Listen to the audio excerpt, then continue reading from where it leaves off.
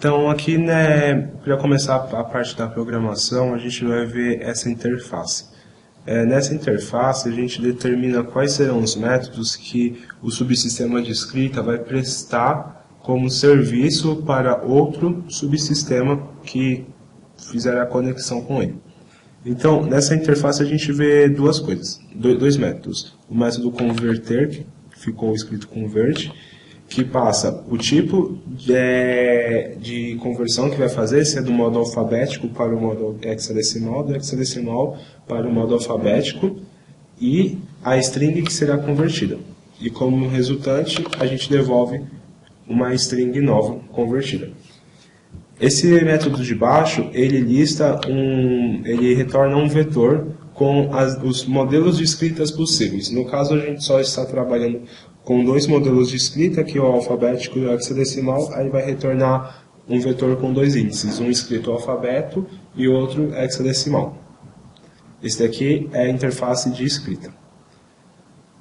A gente tem a classe escrita, que é abstrata, e ela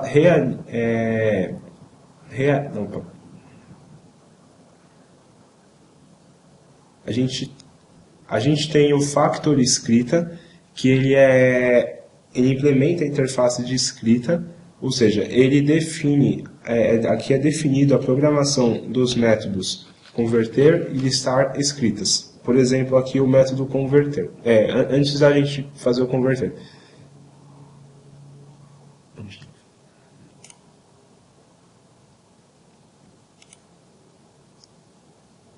Então, aqui a gente tem a classe factor escrita, ela implementa a interface de escrita, ou seja, ela pega o que a gente tem de métodos definidos na interface de escrita, que é o convert e o listar escritas, e implementa os seus métodos, porque aqui a gente só deixou definido que existem tais métodos, mas eles não estão definidos. Então, aqui no método convert, ele recebe a string tipo, a string s, e ele retorna uma string nova. Para a gente realizar esse método, o que tem aqui? Eu coloquei variáveis estáticas.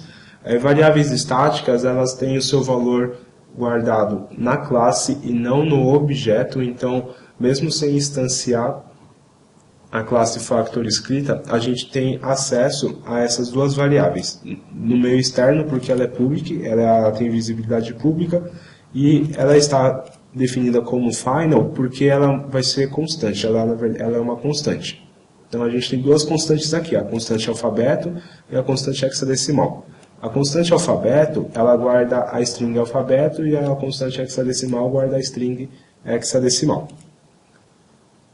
Aqui a gente tem o método convert, que é implementado pela factor escrita.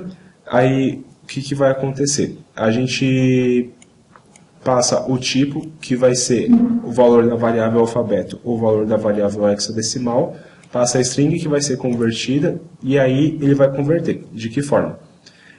A gente faz o switch, que é como se fosse um if, do tipo. Se o valor da variável tipo for igual ao valor da variável alfabeto, a gente vai criar um objeto da classe alfabeto e vai pedir para converter.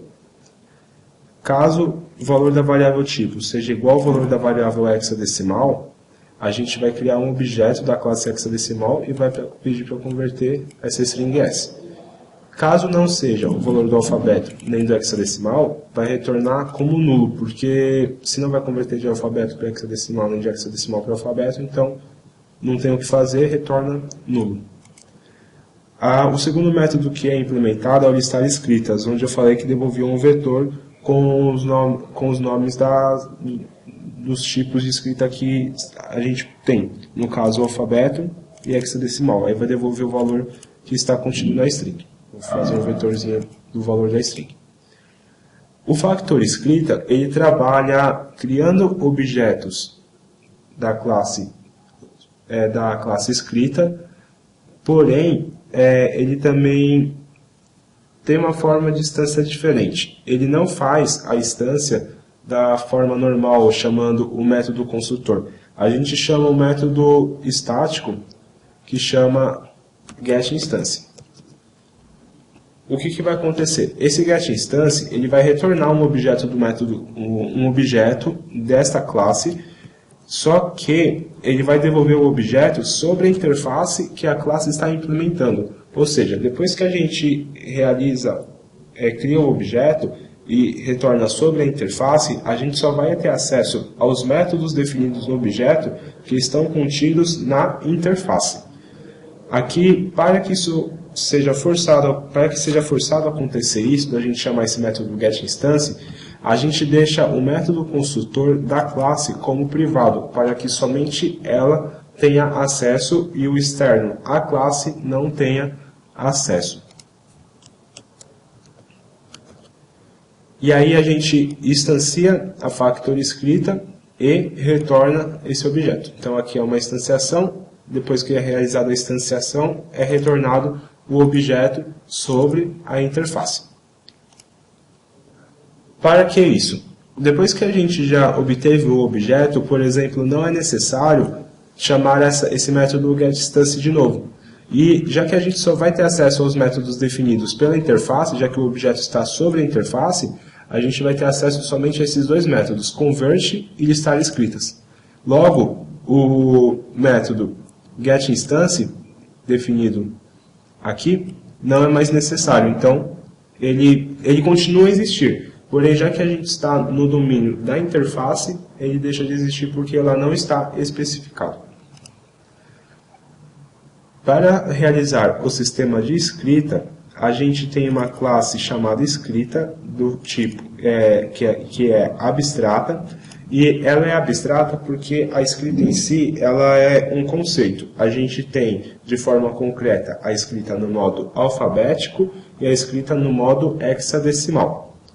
Para que a gente obtenha padrões de projeto ou padrões de programação orientada a objetos, a gente deixou a classe escrita como abstrata e nós definimos um método também abstrato na classe escrita chamado converter. Esse converter, ele recebe uma string S e devolve essa string S convertida num outro modo de escrita. Já que só tem dois tipos de modo neste projeto que estamos desenvolvendo, alfabético e hexadecimal, se recebeu um alfabético, devolve um hexadecimal. Se recebeu um hexadecimal, devolve um alfabético. Para implementar a classe de escrita, foram criadas outras duas subclasses da escrita. Como que é definida uma subclasse, ou herança? A gente escreve extends e o nome da classe mãe, que no caso é a escrita. A classe alfabeto, ela tem a implementação do método converter, definido na classe escrita. No caso, já que o alfabeto ele vai converter, ele vai receber um hexadecimal e vai converter para alfabético. Então, aqui eu coloquei o nome da variável como xstring em vez de s.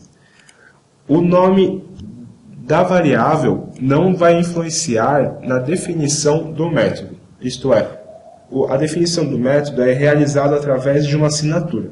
Essa assinatura é definida pela visibilidade, tipo de retorno, nome do método e tipos das variáveis.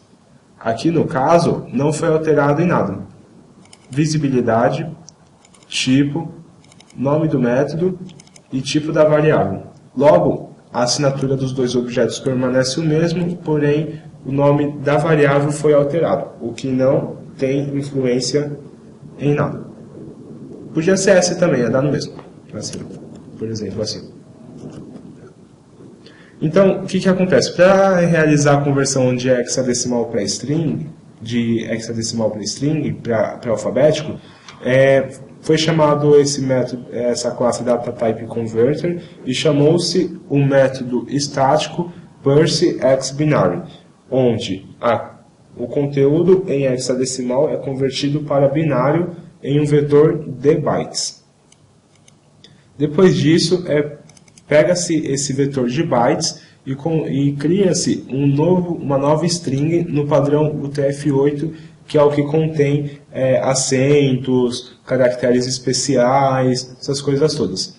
E dessa forma, através de métodos já definidos no Java, foi possível realizar a conversão de hexadecimal para alfabético. Caso obtenha-se algum erro na conversão, para que seja evitado qualquer erro na conversão de hexadecimal para alfabético, utilizou-se o try-catch. O try-catch, o try ele quer dizer tente, e se acontecer algum erro dentro do par de chaves do try, o catch ele pega esse erro e aí a gente, em cima dessa pegada do erro, realizamos um tratamento sobre o erro. No caso, eu coloquei para mostrar, fazer um JOption pane.showMessageDialog, que funciona como uma message box no caso das tecnologias .NET, onde é aparecido uma caixa de diálogo no centro da tela com uma mensagem. E a mensagem vai ser, no caso, a mensagem de erro gerada pelo erro que o catch obteve. Se aconteceu algum erro, retorna-se nulo como a string convertida. Ou seja, não devolve-se uma string, devolve-se nulo. Esse daqui é o método converter, e a gente também tem o método toString, que devolve o nome do objeto. No caso, o nome do objeto é alfabeto dessa classe. O outro tipo de escrita que temos é o hexadecimal. O hexadecimal ele vai fazer a mesma coisa que a classe alfabeto, porém, ao contrário, ele vai receber uma string em modo alfabeto e vai converter para hexadecimal. Cada letra do alfabeto equivale a 2 códigos hexadecimal. Por exemplo, a letra A equivale a 63 em hexadecimal. E para realizar essa transformação, eu declarei aqui uma string S que começa com vazio, e para cada letra da string alfabeto realizou-se um for para ler cada letra da string alfabeto, letra por letra, e cada letra que é obtida é convertida para hexadecimal através do método estático toHexString da classe integer, onde a gente armazena temporariamente na string S2 e concatena ao final na string S o valor obtido. E esse laço for aqui, ele vai transformar a string alfabeto numa string, essa string em forma alfabética, numa string em formato hexadecimal, que é essa S que retornou-se aqui no fim. Para obter o nome do objeto, utilizou-se o método toString também, onde retorna-se hexadecimal.